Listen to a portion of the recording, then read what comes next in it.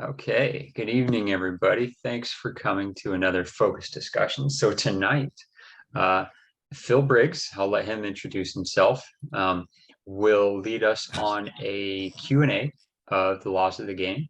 So I hope everybody's ready to interact and dive into it. And so, Phil, thanks very much for giving us your time tonight, sharing your knowledge, and take it away. Okie doke. So I hope everybody's doing well tonight. Hang on, I just lost my meeting. Oh. Okay. As Lewis said, what I'm hoping to do tonight is just do a little Q&A session. What I've done is taken some questions out of the Q&A from the laws of the game. Let me pop open my PowerPoint here and share my screen. Share this guy. Okay. There we go. Has everybody got that? Yes. Give me a thumbs up if you've got it. Okay. Yes. Okay. So the what we're trying to do today is Lewis mentioned to me earlier that kind of the theme this year is, kind of back to the fundamentals. And so I thought I'd dive a little bit into the laws of the game and use the Q&A that's part of the app as our vehicle today. And as you noted in the chart, you'll see that all the questions and answers are taken verbatim. And there's some interesting stuff in there if you haven't been through those questions at all. So my first question is, does everybody have that app? Yes, no? No, yes? Yeah. Cindy, Dave, Chris? I've got it. Okay. If not, I just put it in the chat for everybody. So go click that link and download it. Okay. You don't need to download it for the session tonight, but it's a very useful. One of the things it provides is a section on the Q&A, and they have, for those of you that are old enough, like I am, several years ago in the laws of the game, they actually used to publish a Q&A with the laws of the game. And then they stopped that. It ultimately got replaced by what's in the back of the book now, which are, the communication, teamwork, and that kind of guidance for referees. But it used to be a Q&A session. So the current printed law book only has the laws in it you get from the IFAB now. The only place you get the Q&A is online through this app, as far as I can tell.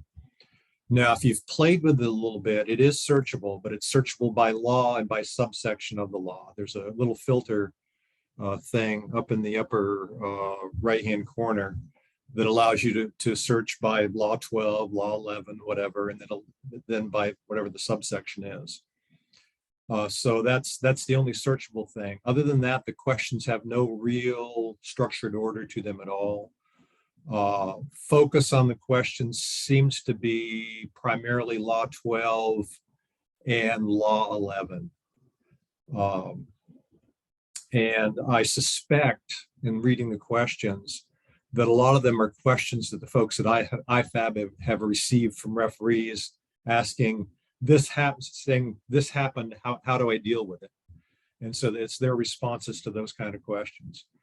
The other thing is that it seems to be updated fairly regularly, which means more than once a year, as far as I can tell.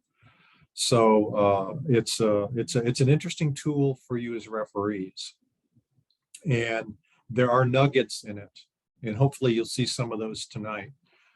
A lot of the questions they have in there look simple on the surface, but there's always an underlying point that they try to make about something, and we'll see that in a couple of questions that I've selected for tonight.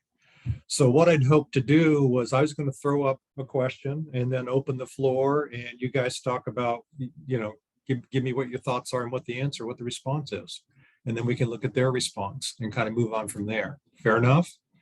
That means y'all pretty much have to be unmuted, is what that means. And are we all good with that? Good. Okay, let's press on. Okay, here's the first question right here, and I can read it. A penalty kick. Goalkeeper has 1 foot in front of the goal line and 1 behind it at the moment the ball's kicked. Goalkeeper saves the kick and prevents the ball from entering the goal. What's your decision as a referee? So what do we have? Well, yeah, the goalkeeper is in the correct position. His foot is either on, above, or behind the goal line. He prevented the ball from scoring, so he's continue on. There is no penalty. Okay, who is speaking? I don't recognize the voice. Who's? I'm sorry. Oh, okay. Yeah, good answer. When did the law change to allow the keeper to have the foot not over the line? I believe it was this year. This year. Yeah. This is a brand new question, and there's their response. And this is just a reminder for referees that the law's changed. So you don't have to have the foot on or above the line anymore. It can be back behind the line as well. So this is an easy one. This is one of their single point questions. So let's look at another one. Let's look at this one. Ball in play, player leaves the field without the referee's permission and strikes a spectator. Referee stops play. What's the decision? So what do you think, Chris? What are you going to do? Well, I'm gonna send the player off for violent conduct, Okay. and then Okay, so do I stop. do the restart would be the Okay, question. let's talk about that. Break it down. You left the field without the referee's permission and struck a spectator. What is a spectator? Non-participating, well, not a person that's not participating in the game, not an official, not a coach, Right. not a team member. Yeah, he's one of those that's not one of those, right? Right. So now we have a player interacting with someone who's an outside agent. Yes. So you stop play, you issued the send off. How are you going to restart play? I'm going to restart play. I believe I would do an indirect free kick from where the ball was on the field of play. Okay, anybody have any other opinions? Dave? Well, this doesn't discuss who is in possession of the ball That's right, it doesn't. at the time. So, yeah.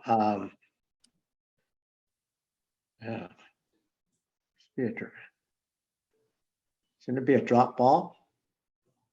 Okay, anybody have any other opinions? I think it's an indirect free kick from where the player left the field. Okay, good answer. I like that one. Okay, thank you, Robert. Okay, so in this particular case, Chris has got it right. We're sent off for violent conduct. Play is restarted with an IFK from the point of the boundary line where the player left the field of play. And the reason for that is it's for the offense of leaving the field of play without permission. So there was an offense there that triggered the restart. It wasn't necessarily the violent conduct.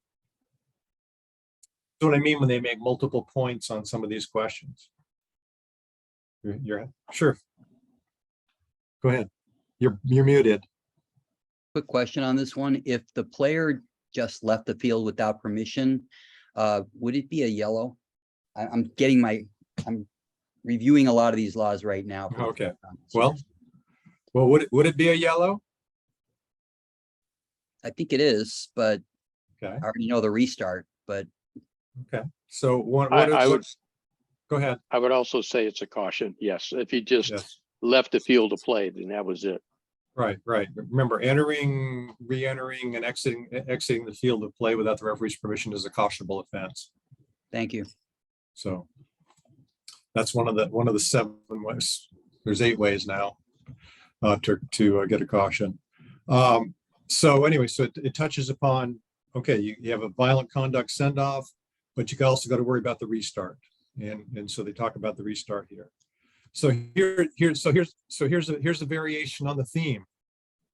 Okay, players instructed by the referee to leave the field of play and change their footwear. When the ball's in play, the player argues with the photographer outside the field and attempts to strike him. Referee stops play. Now what do you do?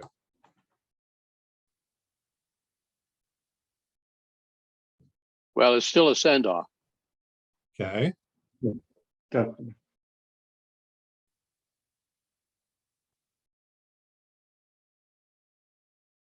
Drop ball from where the referee stopped play. That's what I would say too, because the rest doesn't seem to fit for me. Okay. Drop you're- ball. Okay, so we have the send off for violent conduct. And you're talking about the drop ball. Where's the drop ball? Where the ball was when play was stopped.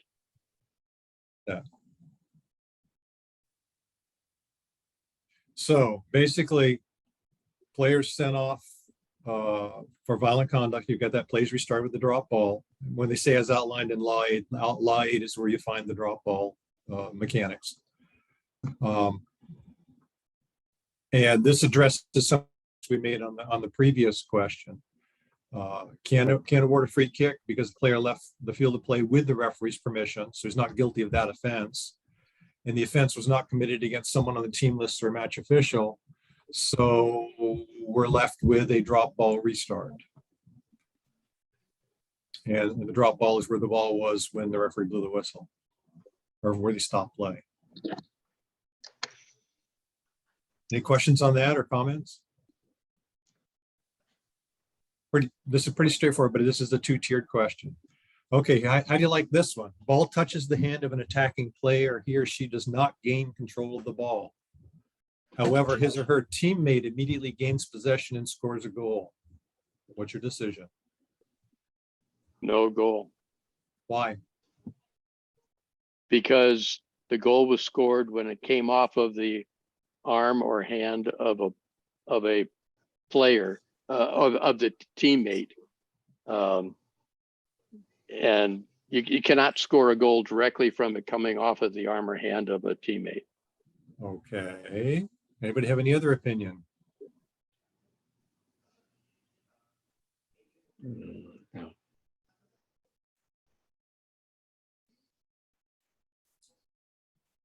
Sounds about right. No other I opinion? would say it created a promising attack. Okay, you say it created a promising attack. So you're not gonna award the goal either, Cindy? No, Okay. Lewis, do you have any thoughts? Well, I'm thinking it's only an issue if, so in this case where the ball touches the hand of the attacking player, the Correct. player is not described as deliberately handling it, Correct.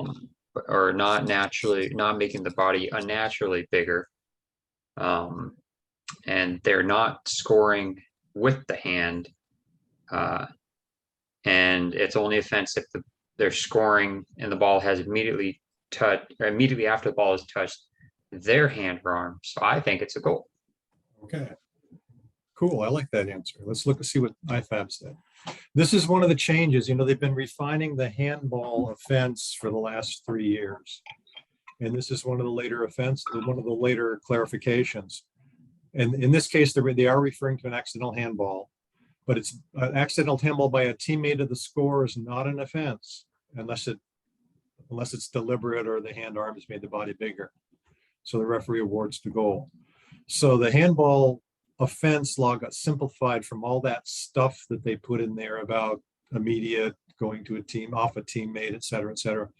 And it's very simple. If the handball hits a teammate, he doesn't control it, it's accidental and it hits the player and it goes to a teammate and that teammate scores, we're good to go. It's a goal, is what they're telling us.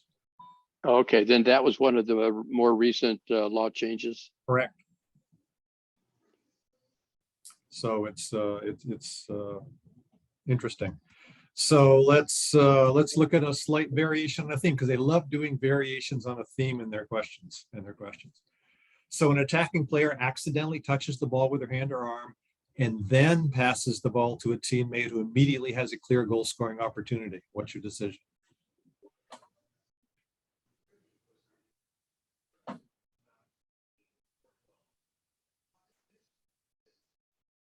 I'd say same decision, the goal counts.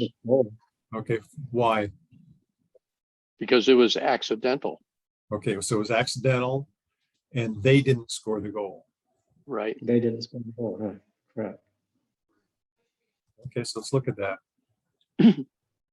So you're right. Accidental handball by a teammate creating a goal scoring opportunity is not an offense, with the usual caveats. So the referee allows play to continue. Okay. So going on in the same vein, as you might guess, in the Q&A, there's a lot of emphasis on handball offenses in the Q&A. So here's another one. Defending player kicks the ball, which then accidentally touches their arm inside the penalty area. What's your decision?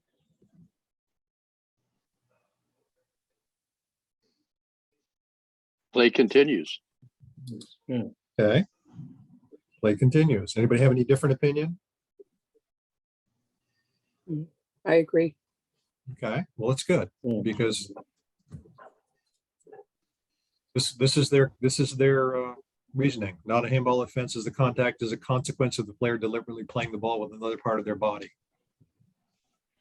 which is interesting. This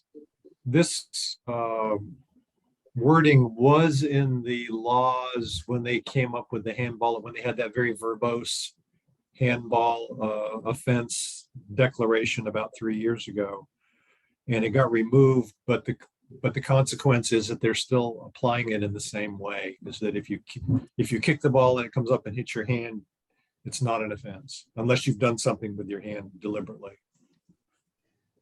Be ready for the attacking team sideline to yell bloody murder. Yes, indeed. But you will know what to do. Okay, let's move on. Let's move away from handball offenses for a minute. Can I ask a quickie handball question? Sure. Okay, an attacking kick, a defending player jumps up, attempting to head the ball away from the goal, but it comes off his arm instead and does not go in the goal. Okay. So I suppose that would be a dog so. Well, it depends. You have to ask yourself. It's a defending player jumping up to try to head the ball. He missed it and it hits his arm. That's what you're telling me. Yes. So the question is his arm in a natural? No. Okay, It's so up in the air because he was jumping up to head it. No, but is it natural for the play he's making is the question. Ah, That's the Well, that could question be you should be debatable. asking. Is that position natural for what he's trying to do? Because you don't jump by holding your hands down at your side. that's correct. So it was, I suppose, in a natural position. So you have to, but that's the first question you have to yourself. Was it natural? Was it in any way deliberate? Was the arm used in any way to make the body The body was bigger, bigger? but it But wasn't. was that as a but not as a consequence of being in a natural position? It's a very, it's a you have to be there and see it kind of question, to be honest. Now, if The they reason- squatted at it. Yeah, the reason I'm asking this is during the North Valley Classic, I ran into that situation. The exact same thing happened. Shot on goal, player jumped up, missed it with his head, but it came off his hand, which was near his head, and it did not go into goal as a consequence. Otherwise, it would have gone in the goal. So all I did was caution him. And when I later thought about it, I thought, that was a dog so I should have sent him off. What did But- you caution him for? Unsporting. But for what reason though? What triggered the unsporting? The handling. Okay. Well, but it so was in a did- natural position. did you blow the whistle and award a PK? Yes, I Okay. awarded a PK. Okay.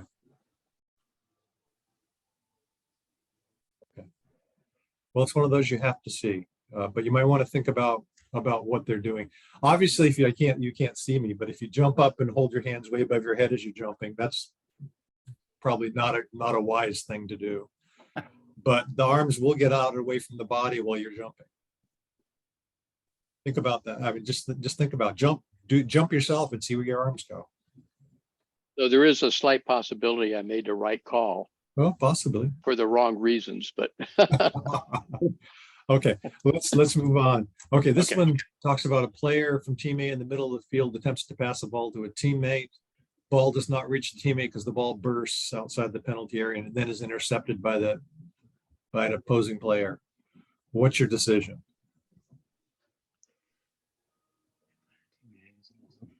I would obviously blow the whistle, have the ball replaced, do a drop ball to the team that kicked it last from the place where the ball burst. Okay, anybody have any other opinions? Or is everybody good with that?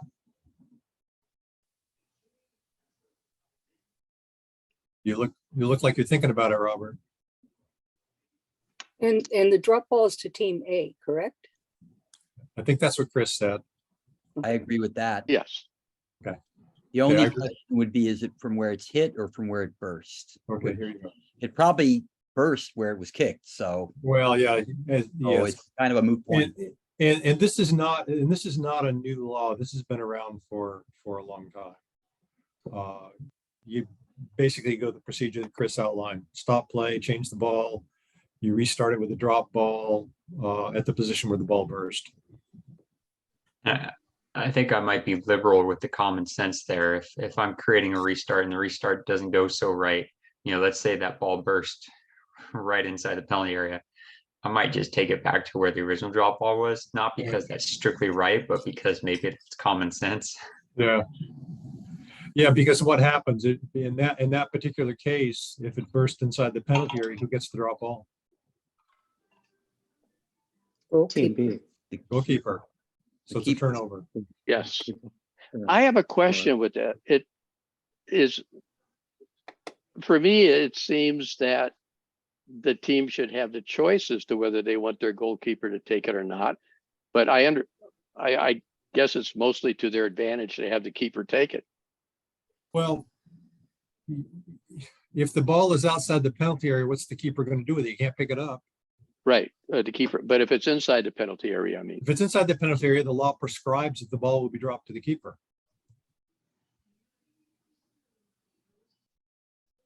You don't have a choice.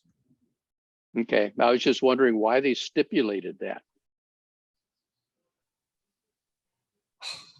When they went away from non-contested drop balls, they decided inside the penalty area they didn't want to be have it be such a strong influence on the game in that sense. So they just decided inside the penalty area goes to the keeper, Okay.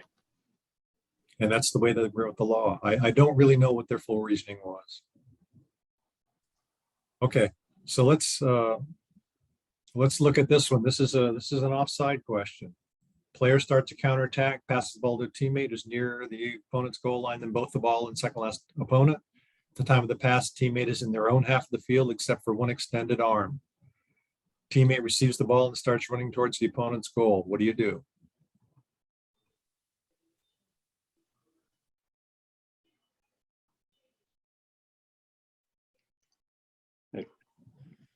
All offside.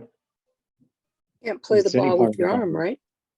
That's right. You can't play with your arm, so there's no offside infraction. There you go. See, I like that. So So, any part of the ball. so what you're looking for is any part of the body that can play the ball fairly or safe or legally, I guess. I hate to use the word legally, but any part that's permitted to play the ball. Okay. So the arms and hands don't count. So we're good to go. We don't blow our whistle here. Okay, how about this one? Law 8 talks about you drop the ball to the goalkeeper. So the referee drops the ball for the goalkeeper for team A in their penalty area. After the ball has touched the ground, the keeper doesn't touch the ball and leaves it for one of his teammates who did remain the 4 meters away from the ball until it was in play. Defender comes up, kicks the ball, and starts an attack. What's your decision? Allow play to continue. Allow play to continue. You think that's the right decision? Wait. Feet. Yeah, because the ball's live once the ball touches the ground. Correct, the That's- ball's in that's play. right. So anybody can play it once it touches the ground. So we're good to go. This is one of those questions intended to make sure you have the courage of your conviction. The law says you drop the ball to the goalkeeper when it's inside the penalty area. That does not mean the goalkeeper necessarily has to be the one that plays it. It's just that he's the one closest to the ball.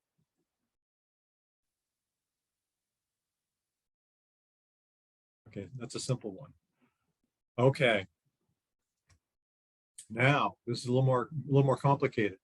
Goalkeeper jumps to the ball and catches it within their goal area. When falling, he accidentally collides with an opposing player who is not challenging for the ball. After that, the ball slips out of his hands and goes to the opposing player who scores a goal. What's your decision?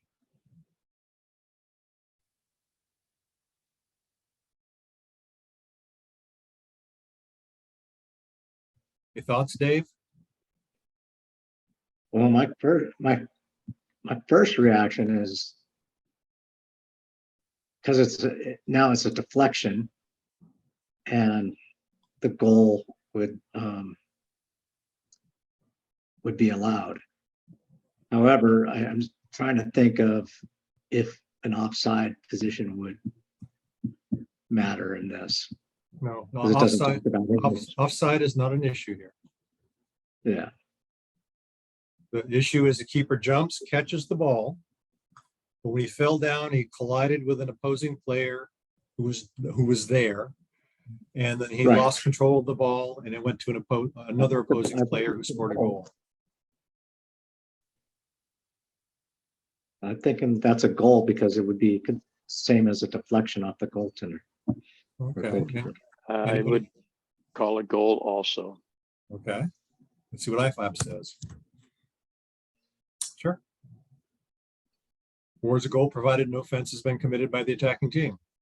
So it was an accidental collision, which implies that there's no foul. Keeper just simply dropped the ball at that point, if you will.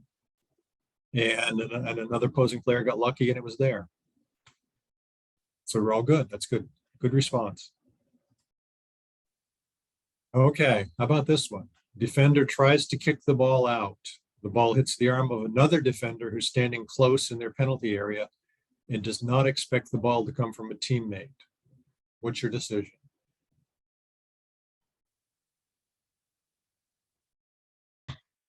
Play continues. Yeah, it's incidental contact. Yeah, okay. We like that. The arm of the other defender, but it's an unexpected ball. And you just allow play to continue. So you see a lot of these questions are handball questions. Okay, let's look at this one. This one's interesting. Under pressure from an attacking team player, a defender deliberately kicks the ball to the goalkeeper. However, because the ball will go into the goal, the goalkeeper handles the ball inside the goal area to prevent a goal. What's the referee's decision? Too bad. Say again? Too bad. Yeah. It might have been a goal. I Okay, think but it's what an do you- indirect free kick to, Indirect wait, kick. wait a minute. Actually, I know it goes to the attacking team. I'm rusty on if it's indirect or direct. It's indirect and Indirect, it's, because he's in his penalty area, so it's indirect. Free Okay, kick. he's actually inside the Uh, goal area, which is yeah, inside it the- comes out of the goal area to the 6-yard line. Yeah, Right, Okay. and Well, it's an indirect. right. Okay, so that's the way. Like anything else that we need to worry about here? Well, dog show's not in play because the laws say so. Good. Mhm. That's the Um, No, Because it I says except was the almost- goalkeeper. was almost thinking of unsporting for the keeper, but no, no. All he's doing is trying to keep the ball out of the net. He's doing his job. right? The except the goalkeeper doesn't really apply here because that's about deliberately handling the ball, and this isn't a ball handling offense. Right. So, yeah, However, True. well, no, keep in mind that It is a the other button. point they're trying to make is the one that Cindy brings up, by the way. the dog That so what you have here, if you look about it in the light of day, is a dog so offense. It's an offense has been committed, which is punishable by a free kick, and it prevents a goal. Okay, so it's a dog so type situation. But as Cindy points out, and that's the point they're really trying to make here, the laws say, except for the goalkeeper. The goalkeeper may not be guilty of handling offense inside his own penalty area. But- So the indirect free kick for the violation of law 12 is fair. We do that, but there's no further punishment that we're allowed to do. And that was the whole point of this question. Yeah, I Louis. think the reasoning there is different. I mean, I'm getting to the same endpoint as you guys. We're doing the same thing on the field, but you're not going to take a handling offense and give an indirect free kick for it. Right. What you're going to do is take a handling the ball, kick to them from a teammate offense, an indirect free kick offense, Right. and you're going to realize that dog so only applies when you're denying an opponent an obvious goal scoring opportunity, not when you're denying the potential or Well- the obvious goal scoring opportunity, right? His own defender the- kicked it to him, so it's not, Well, the Right. defender kicked it to him, but it would have been a goal for the other team. So it is in essence their goal scoring opportunity, even though they didn't generate it.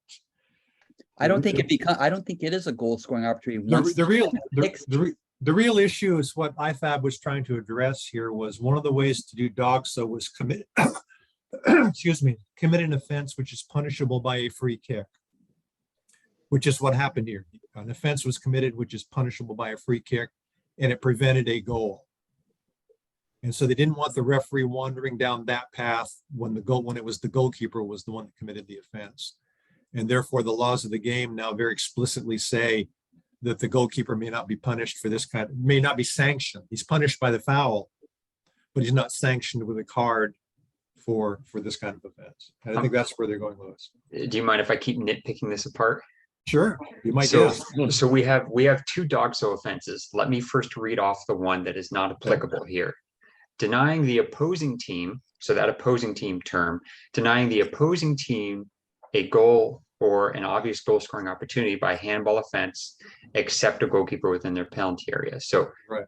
we're not looking at a handball offense here. We're looking at using the hands to play the ball on a deliberate kickback. Right. The second dog so is denying a goal or an obvious goal scoring opportunity to an opponent whose overall movement is towards the offender's goal by an offense punishable by a free kick. So this is the offense punishable by a free kick one. Okay. However, the hang up here that we don't get a dog so is what I would stipulate is because it's not denying any specific opponent moving toward the goal. The opponents could all be with their backs turned to this. Right. So what I'm arguing, and again, we're doing the same thing on the field, so maybe it doesn't matter, but what I'm arguing is that because the specific opponent is not being denied, whereas if you go to the other dog so, which doesn't apply here because this is not a handball offense, the other one is denying the opposing team, whereas this one is denying a specific opponent who is moving toward the goal. Okay. And because there's no specific opponent, this one doesn't apply. That's why I think, again, we're doing the same thing on the field, but I think that's why this one comes out with no dog so. That could be, but very specifically, it's because it's mentioned in the laws that we don't do that to the goalkeeper. The other thing is that the offense was committed with the goalkeeper's hands. So it was an offense committed by handling the ball, even though it's not the one they had in mind when they wrote the dog so issue.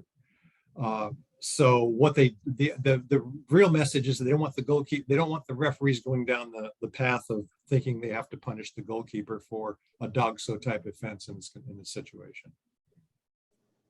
So this is interesting. This has, like you say, this has a lot of meat to it. Look at the next question though. The next question is one that's another very interesting question, and it's a variation on the theme. So this one you had a defender deliberately kicking the ball to the goalkeeper because the ball is going to go into goal. The keeper picks the ball up. Okay, let's look at the next question now. Variation on the theme.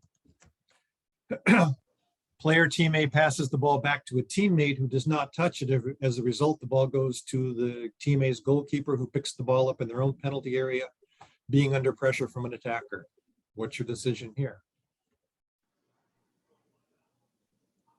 Continue play because the ball wasn't directly intended to go to the goalkeeper. Does the law use the word intent? The law says deliberate. Law says Deliberate. deliberate. Yeah, and play continues. Okay. Are we all good with that? The ball went directly to the keeper. It didn't touch another teammate in between.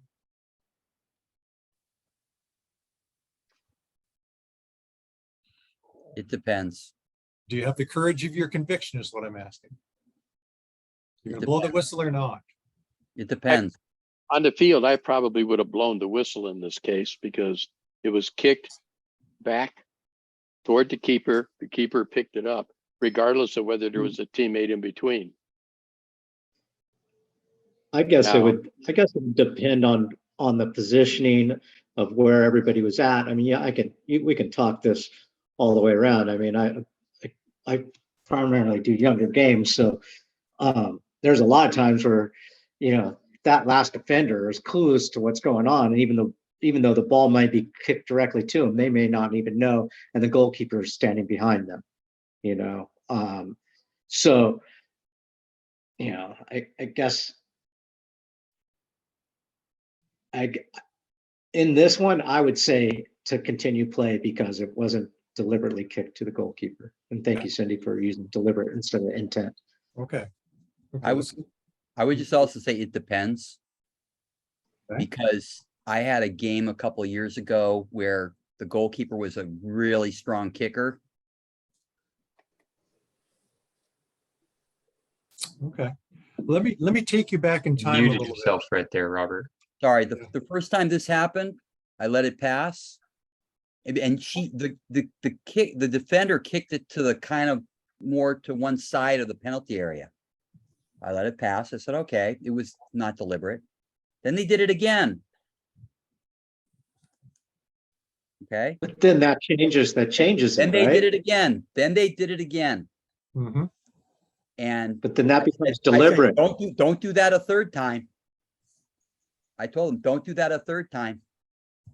And Okay. that stopped it because they had a trick. They were very well coached. Mhm. It was deliberate, but it was secretive. Okay. You know, so it just depends on, and that's only one time I've ever seen that in like whatever, 8 or 9 years of reffing. But you know, you never know what team you're going to come up against and some trickery, and you know, you got to watch what's happening. Let me for those of you that are old like me, let me take you back in time just a little bit to 2008 when this law came into into being, when they changed the law to address this. US Soccer put out a position paper that defined what the elements of this law were. And it had 3 elements. Number 1, was it a deliberate kick by a teammate, meaning a deliberate kick, not a miss kick? So was the kicking action deliberate? 2, did it go to an area where the goalkeeper could pick it up, which means the penalty area? And 3, did the goalkeeper pick it up? And it said there had to be, you didn't have to worry about intent. You just had to satisfy those 3 things: deliberate kick, go into the penalty area, picked up by the keeper, whether it was intended for him or not. That was the US Soccer direction in 2008. For those of you that were old and like me, that direction is no longer valid. The current direction is right here. You do allow play to continue. The keeper was allowed to handle the ball because it was not a deliberate kick to the goalkeeper, as the ball was not originally intended to go to the goalkeeper. That's what IFAB is saying right now. It was interesting because when I read this a year ago, we contacted US Soccer and said, hey, you had this old directive from 2008, and this is what the law says now. And basically we were told, they've pulled back all of the directives prior to 2017. Forget what you used to know. This is what we're doing now. So you guys got to the right answer. I'm proud of you. That's good. So, but this caused a lot of discussion at the section level about this is a change from what we were taught originally. And this is one of the areas where they're asking you to judge intent. It also means it's rife for gamesmanship, particularly in the older kids' games. In exactly the situation Robert mentioned. That's Yep. the thing, exactly. If you believe it's deliberate, if it happens 3 times in a row, you know, there's And gamesmanship going on. The first time I let it go, the second time I go, oh, okay. The third time, again, the kicker was really a strong goalkeeper. She kicked it 3/4 of the way down the field every time. Yep. So it was an easier way to get rid of it for that team than to have their Yeah. defense play it from the back. Right. But anyway, I had one more thing on the previous one. I just wanted to ask you if the defender would have been the one on the previous one to handle the ball. That would have been a dog so, correct? No, wait. Which previous question are we talking Previous about? question where the defender kicked the ball back to the keeper who picked it Okay. up, that's not a dog so, and that's, you know. Right. Oh, if a The defender, defender, instead of kicking it, they're the one who handled the ball. Then it's a dog so. Is if, it a penalty kick and then a red card for? well, okay. That's Break what I it want to down. know. Okay, if a defender handles the ball inside the penalty area. Yes. Okay, start from the beginning. Going First thing, right- first and thing it's you going know, into the goal, and it's going to first the thing, goal. hang on. First thing you know is that it's a foul, right? Or it's an offense. Okay. Second thing you know is that it's punishable by a penalty kick because it was inside the penalty area. So that takes kind of some of those technicalities out there. Now you have to ask yourself, are there any sanctions? If you believe the ball was going into the goal and his action prevented the goal, then you can sanction him for dog so. Okay, And typically that would happen if he's close to the goal line. right. Otherwise, you have to start looking at the elements. There are 4 elements that deal with dog so you have to consider. It's distance to the ball, the number of defenders that are around there, the direction, and whether or not you believe the goal is going to be scored. So you have to consider all those elements, and they're outlined in the laws as well, in the mechanics. Thank you. But in this particular case where they handle it, if you're going to sanction, it is going to be a send-off. You don't have this doesn't allow you to downgrade it to a caution, which one of the other dog so type offenses is allowed. If you challenge for the ball and commit an offense, then you're allowed to downgrade it to a caution if you award the penalty kick. Could you explain that one a little more? Could you explain that one with the caution? Okay, if it's a dog so situation, which usually means it's the last defender involved in this, and he commits an offense on the attacker while he is clearly challenging for the ball, and you blow your whistle and award a penalty kick, you're also at that same time allowed to downgrade the dog so from a send-off to a caution. It becomes on-sorting behavior, but the write-up indicates it's for a dog so type event. Okay. And that's to avoid the so-called triple punishment. But that's the only case. If the offense by the defender was not a challenge for the ball, but rather he wrapped his arms around the attacker or grabbed a hold of his jersey, that's not a challenge for the ball, and you send him off in that case. So it's just for the challenge for the ball. Okay. This is tricky. You've got to really know this before this happens. You have to, and these sorts of things happen at all age levels, and you have to be age appropriate in how you deal with it. Okay, how about this one? Defending team player takes a free kick and kicks the ball accidentally into his or her own goal. How do you restart play?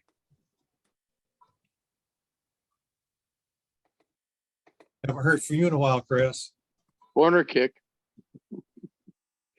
Everybody good with that? Okay. Attacking team player has possession of the ball in the defending team's penalty area. Play is stopped by the referee but not for an offense, for something else. How's play restarted? Drop ball to the keeper. Drop ball. Ball to the keeper, yeah. Okay, after the ball's in play, it hits the referee and leaves the field at a throw in. A player takes a throw in. After the ball's in play, it hits the referee and leaves field of play by the touch line without touching any other player. How do you restart play? It just hit you. How do you restart play? It's a drop ball on the location where it hits you. Anybody have a different That's a opinion? major issue. Anybody have a different opinion? No. No? Nothing for you, Dave? No, that was my opinion. Oh, okay. Sorry, you're not seeing your picture. Robert, anything from you? I don't think so. I mean, the only other thing, yeah, I mean, it's in play right after it leaves the player's hand and it crosses the touch line. So I think that's the only thing you can call. Is what? A The drop ball? Ball at the place that it hit you as the referee. Why? Okay. Oh, now- but actually, aren't there some rules about this when it hits us as the referee? Like Yes, there are. it's gotta change. You do it if it changes possession Okay. or if it creates a promising attack for the team that Okay. you did the throw in, right? Good job. Keep going. I Uh, love that. And Now, in this case, it would have been a change of possession. Other team would do a throw in. So I would do a drop ball for the, Right. Not really in this case. In this case, they don't consider this to be a change of possession. We're back to the old rules for this, where you're a blade of grass as a referee. Why is it not a change of possession? Because the law 9, it gives you the reason down here. Law 9 clearly states it's a drop ball only when the ball remains on the field of play. It hits the referee. It says it hits the referee and remains on the field of play. Possession This only, is possession though. possession It's a- only changes when the ball leaves the field of play here. Right, So at that instant, that rule stops applying. right. See, that's one of those nuggets, this one, because That's one of the nuggets. yeah, Because the drop ball just says if it hits the referee and remains in play. So if it hits the referee and goes out of play, we're back to the old rules where you're just a blade of grass. You haven't influenced anything, even though you have. think Oh, the why did they answer- make that exception? It Not doesn't sure. seem fair. Yeah, So I'm I'm not. wondering why they made it. I'm not sure why they did that, to be honest with you. They were actually trying to address things where ball hit a referee and it created an opportunity that wouldn't otherwise have been created during I'm- dynamic play. I'm thinking about an AR getting clipped as the ball just is about to completely cross off the field. They don't want that causing No, drop balls. yeah. Yeah, they But- don't want that draw. They also don't want it hitting the referee, the AR, and staying in play because the Yeah. AR is right on the touchline. But if that happens, it happens. but I see Cindy's point. This does seem unfair if Team A loses the ball just because the referee kind of got in the way. Yeah, Well, this is one of those situations where you can fix it pretty easily. You chase that ball before it goes out of play, and then you kick it to the other team. Possession changes, and then there we go. Yeah.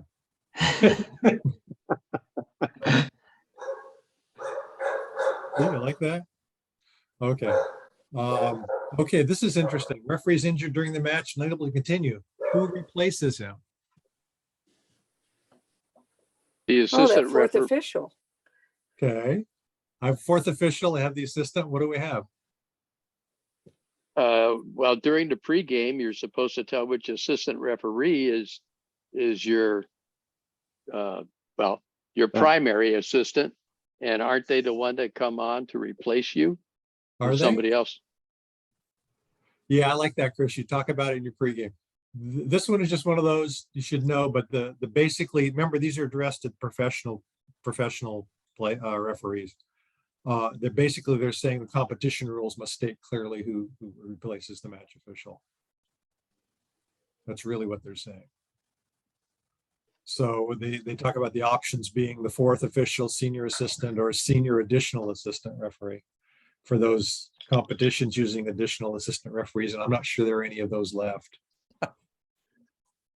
So I'll bring this situation up. one of my last games I refereed, I think it was Strawberry. My AR got injured. And I was, thankfully she was able to continue to play, but very injured still, to say the least. And, my thought process is, there's no fourth referee.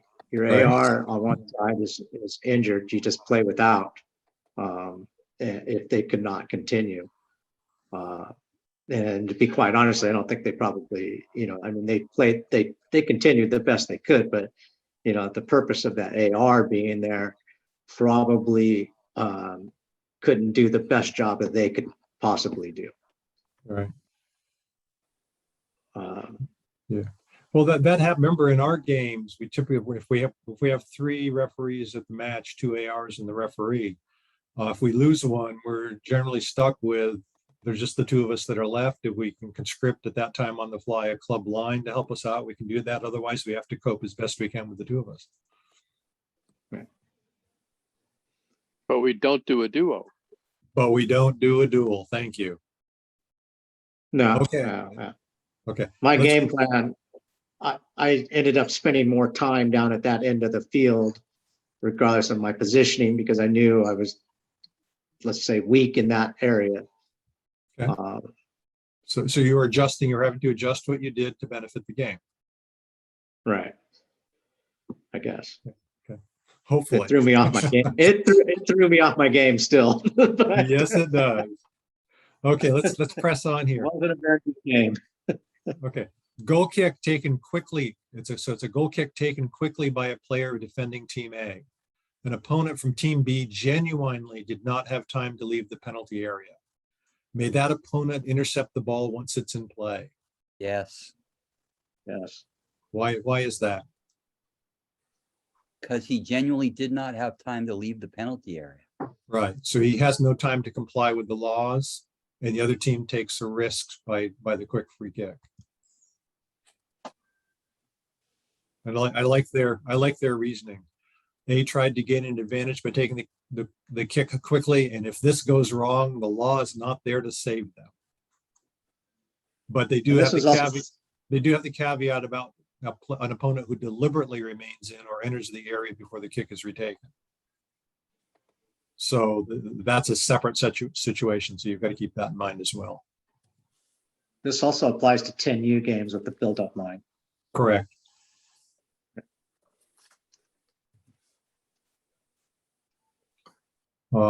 There's that one. Let me skip past that one.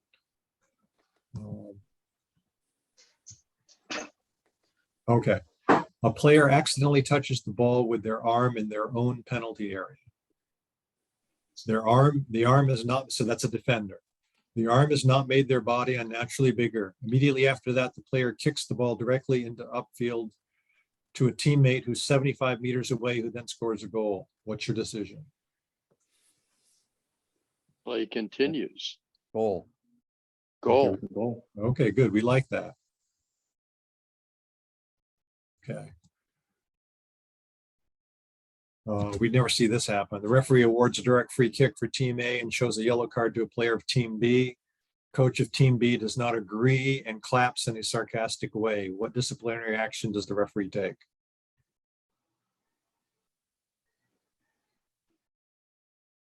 Caution to the coach. Caution to the coach. We like Unsporting that. behavior. Unsporting behavior. Well, behaving in a, For the older games, definitely. yeah. Again, we need to be a little age and experience appropriate here. Okay. Okay. Here's this. Defender Team A commits a reckless tackle against an attacker, Team B, outside the penalty area. The referee stops play, awards the free kick, and calls the defender for a caution. Before the yellow card is shown, an attacker takes a quick free kick, and Team B has a clear goal scoring opportunity. What's the correct decision?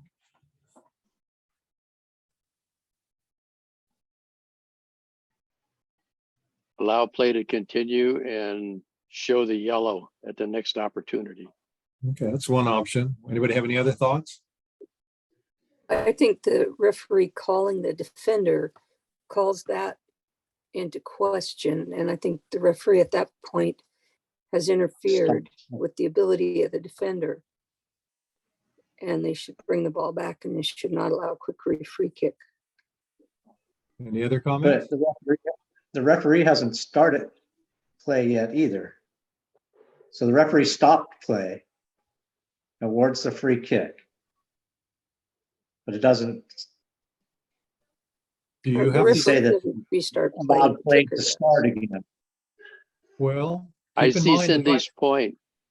if I blow the whistle as the referee, do I have to blow the whistle again before they take the kick? No. So No, don't go down that path. yeah. I like Cindy's reasoning, okay? You have to stop play because you've started the disciplinary procedure. You've started it. And as soon as you start it, no free kicks are allowed. No quick free kicks, no quick restarts are allowed. Because of the fact that you've now unfairly taken a player out of play.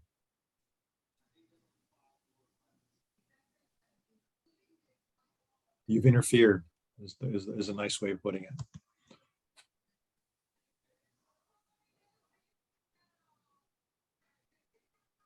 This is a complicated one here, and this will be the last one we do, I think. We're looking at time. Defender team A pulls an attacker's shirt outside the penalty area, which stops a promising attack. The attacker retains possession of the ball, and the referee plays advantage.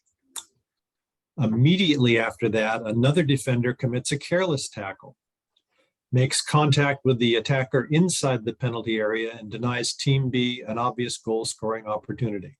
What's your decision? So we have an initial foul, initial offense outside the penalty area, play advantage, and another offense happens immediately inside the penalty area. Go with the advantage and penalize the second player that committed a careless tackle.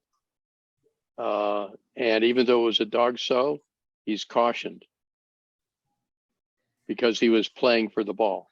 Okay, so we're using the word tackle to imply a challenge for the ball, which is it's usually used for that. Okay, I like that. I like that too. Okay, Yes, awards a penalty kick, of course. right. So it's caution on sporting behavior, but it's a dog so type offense. But there's no caution for the first foul because you played advantage. They said that the foul was committed and it was stopping a promising attack. That's a trigger for a cautionable offense, and at the higher levels of the game. And but you don't do the caution because you played advantage. So it's downgraded to just an offense. Okay, last thing. So that was all the questions. I hope you guys enjoyed it. There's a new circular from IFAB. I don't know if you've seen it. It just came out a month or so ago, and it talks about offside. It's a clarification. It gives you some guidelines to distinguish between deliberate play and deflection, which are part of the offside offense. If you can read this, the key thing. Phil, I think it might be on a different screen, or you're sharing just PowerPoint. We don't Oh, I see may it. be sharing the PowerPoint. Oh, let me see if I can share this. Help me out with this. I apologize. No worries. I got to find there's the stop. Okay, let me stop sharing. Let me share my screen again, and let me share the circular. Okay, can everybody see that? Okay, Yes. so this came out late July, a little less than a month ago. So it's a clarification of the guidelines to distinguish between deliberate play and deflection. In Law 11, they talk about a player in an offside position may be penalized becoming involved in active play by gaining an advantage by playing the ball, interfering with an opponent when it has rebounded or been deflected off the goalpost, crossbar, etc. Or a player in an offside position receiving the ball from an opponent who deliberately plays the ball, including a deliberate handball, is not considered to have gained an advantage unless it was a deliberate save by any opponent. So they're talking about clarifying what those things mean. And they talk about a deliberate play being when the player has control of the ball with the possibility of passing the ball to a teammate or gaining possession of the ball or clearing the ball. That attempt doesn't have to be successful, but those are the criteria that you're looking for. Does he have enough control of the ball that he has the possibility of passing it, gaining possession of it, or clearing it to make it a deliberate play? And it goes on further and it says there are some criteria that should be used as appropriate as indicators to help you make the judgment. They talk about the ball traveling from a distance and the player has a clear view of it, the ball not moving quickly, and the direction of the ball was not unexpected. And the player had time to coordinate body movements. And with a note that a ball moving on the ground is easier to play than a ball in the air. So if you go to the ifab.com under their documents section, you'll find this. And it's just hopefully it's a tool to help you make any sort of judgment about offside with regard to deliberate play. Could you go to the very top again on this? Is it saying that if it is a deliberate play by the defense, then it's not offside? Yes, if it's a deliberate play by a defender, and a result of that deliberate play, it goes to an attacker who's in offside position, we don't judge him for offside because he got the ball from an opponent. Thank you. But if it hits the defender and it's simply a deflection and it goes to that player, now the flag can come up. And so they're trying to help you. How do you make the distinction between those two events is what they're saying. When is it a deflection and when is it deliberate? And so they're giving some guidance. I don't know if anybody had seen that yet because it's pretty new, but it's a useful thing to tuck away and look at before your next game. Fair enough? So would you consider a deflection by a goalkeeper a deliberate play on the ball? Well, you have to Because ask when the goalkeeper's involved, if it's a deliberate, even if it's a deliberate play, it covered that because it talks about a deliberate save by any opponent. So if it's a deliberate save by the goalkeeper, that doesn't waive off the offside. The offside is still in effect. And it's not just the goalkeeper. It could be any of the defenders back there who makes a deliberate save. For example, suppose the goalkeeper fell down out near the 18-yard area as he went out to meet an attacker. I mean, he fell down and there's a defender back behind him guarding the goal line. And the player takes a shot on goal and and there's an offside player there and the defender on the line kicks the ball directly at the offside player who then kicks the ball into the goal. Well, we've had a deliberate save, so we still have to consider the offside offense, even though it's a deliberate play on the ball. Yeah, because the point is it was just a save, right? Right, Well, because it's a save. That's good. So they're trying to be very cautious about this. So hopefully these are some guidelines to help you distinguish between deflection and deliberate play. Okay, that said, that's what I have. So I hope it was beneficial. I hope it was a good review. I'll post these materials up on that site for you, Lewis. Yeah, I appreciate that. Yeah, and thanks Phil for preparing this for us. And I know it's never easy. It always takes time, even if you've done it before. And thanks everybody else for being the right-sized group. It was a little small at first, but we were able to move quickly through it. Yeah, just about on time. So thanks for attending this one, everybody. It sounds like we may have one more session this year. Miller sounded like he had so much fun last week he wanted to go again. So we'll see. He's off on a backcountry mountain biking trip right now. So we don't really have access to him. But when he's back, we'll chat with him. Oh, and he didn't invite you to join him? He didn't invite me. I'm recovering from a pretty good crash myself right now. Okay. So, yeah. I have one quick question. On the email that I got about this meeting tonight, there was a link for getting materials or reviewing materials before going online here. And when I tried that link, It was empty. Yeah, it was empty. Yeah, it will be filled up after this. Phil didn't want to give you all the answers before we started. Oh, okay.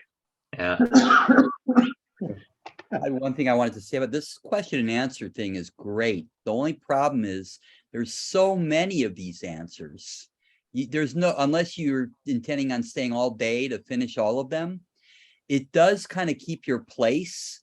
But at some point, if you don't go back to continue on the next questions, you do start all the way at the beginning again. I don't know if it reshuffles them or if it goes all the way to the ones you've already, answered. Say you answered 30 of them, you may have to, zip through. Yeah, all those but you've already answered. but at least it shows you which ones you've already seen. It indicates to you which ones you've done if you look. No, but I mean, at even those, at some point, because it's been a while, it started me all the way at the beginning. Okay. So Well- you have, within a couple of days, yes, it keeps your space, but at some point it does actually make you start all over. Yeah, they do add questions, so Wow. they add them from the top. Yeah. The other thing is, if it helps, if you look in the upper right-hand corner, there's a filter symbol. The thing looks like a little triangle thing. Or the little antenna thing. Like a funnel. The funnel, yeah. If you click that, you can filter by law number and by subsection of law to reduce it down to the questions you're particularly interested in. That's good. Yeah, thank But you. All right. Yeah. Well, thank you very much again, everybody. And we'll see you at the next one. Good luck with your fall season starting. Thank you, Ben. Thanks, Louis.